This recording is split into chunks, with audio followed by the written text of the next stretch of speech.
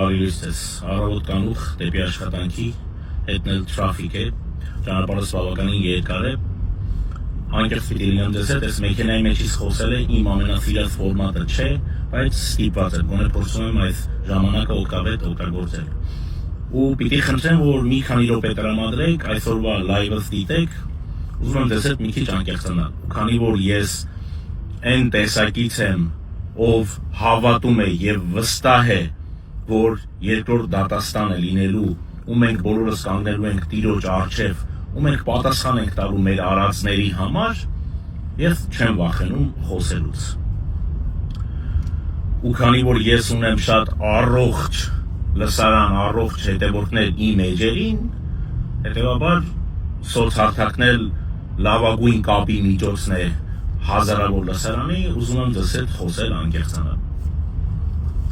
2020 թվականի սեպտեմբերի 27-ն էր, առավոտ կանուխ ժամը 5-ի կողմերն էր, արթնացա ու հասկացա, որ հեռախոսս վառվում է, զանգեր, մեսեջներ,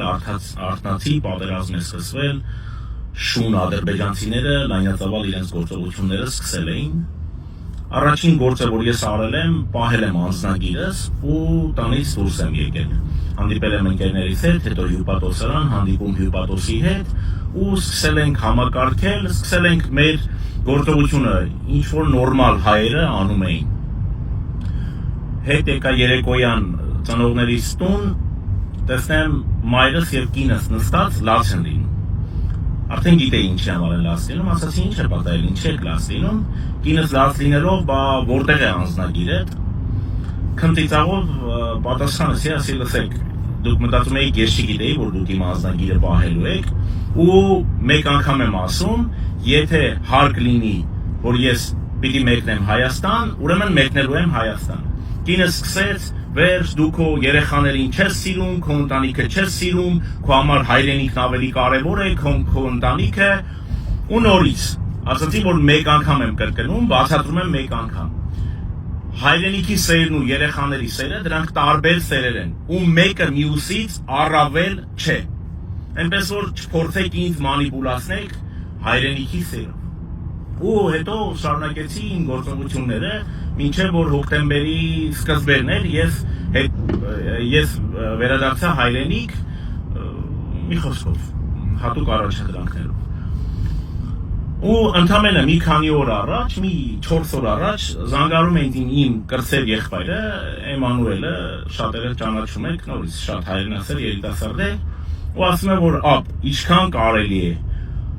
այստեղ Լոս Անջելեսում հազարավոր թշնամիներ է շահել, չգիտեմ, մարդիկ չարացած են քո նկատմամբ, որովհետև շատ կոպիտ ես, կտրուկ ես, հայրենասիրության վերաբերյալ, չգիտեմ, ռեստորանում հայ երգիչի ադրբեջանցիների համար երգելու համար, ու տենց հարցեր։ Հետո ընկերներս ամեն անգամ, վստահ եմ ընկերներս հիմա լսում են, ամեն անգամ ինձ ասում են ինչքան կարելի է, ամեն օր թշնամի ես շահում, թշնամի ես շահում։ Ու այս վերջերս որ խոսել էի հայկական ռեստորանում հայ երգիչի կողմից ադրբեջանցիներին երգելու համար, այստեղ համայնքում մի ճանաչված բիզնեսմեն, անունը չեմ տալիս, որովհետև իրեն անձնականով գրել եմ, դեռ չի պատասխանել, գրել է, ասում եմ, որ 2020 թվականի պատերազմը ոչ մի հայի թույլ չի տալիս, որ ադրբեջանցիների համար երգի, ականջների տող արեք, ու այս մարդը ինձ կոմենտ է գրել, ես դու ով ես, որ դու սենց ես խոսում, իհարկե ես իրեն գրել եմ, համարս էլ թողել եմ, վստահ եմ կզանգի, կարծում եմ ինքը տեղյակ է արդեն, իրեն փոխանցել եմ, կզանգի, ես կասեմ ես ով եմ, հետո հոգևորական ընկերներս ինձ հաճախ ասում են, որ դու քո ես կեցվածքով, եթե չունենայիր ուժ, չունենայիր կապեր, չգիտեմ, գումար չվաստակեիր, մի խոսքով ուժեղ չլինեիր, ու եպիսկոպոսի անուններ են տալիս, մի քանի, վաղուց քո գլուխը կերել էին։ Հիմա ես իմ լսարանին, առողջ մտածողներին հարց եմ տալիս։ Հիմա ո՞նց անենք ժողովուրդ։ Ես Թշնամիներ չունեմ, հայը չի կարա իմ թշնամի լինի։ Այո, լինում են դեպքեր, ես բարկանում եմ, ես միտումնավոր որևիցե մեկին վնաս չեմ ուզում տալ։ Երբ որ ես բարձրաձայնում եմ, որ հայկական ռեստորանում հայ երգիչը ադրբեջանցիների համար երգում է, ես բնավ այդ ռեստորանին վնաս չեմ ուզում տալ։ Բայց ես ուզում եմ, որ մարդիկ լսեն, հասկանան ու թույլ չտան այս երևույթը, որպեսզի չկրկնվի։ Փաստորեն ես ընտանիքում խնդիր ունեմ, որովհետև ես հայրենասեր եմ ու հայրենիքն ավելի շատ եմ սիրում, քան իմ զավակներին։ Փաստորեն ես հայրենիքում խնդիր ունեմ, չգիտեմ, հայրենասեր լինելը խնդիր է, հայրենասեր լինելու պատճառով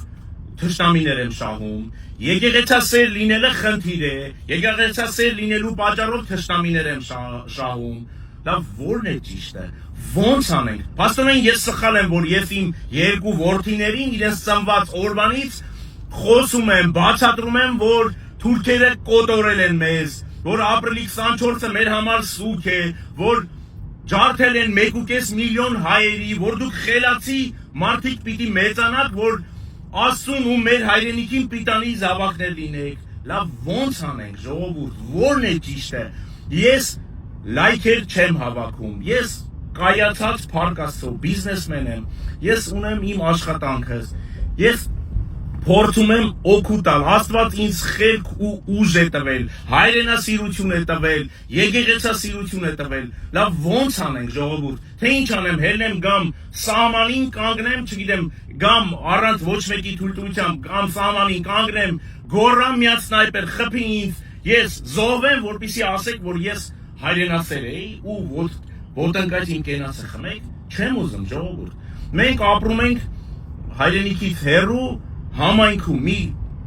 շատ մեծ հայկական համայնք ունենք ու շատ կարևոր է, որպեսզի մենք այս համայնքում շատ ուժեղ լինենք։ Ես քաջ գիտակցում եմ, որ մենք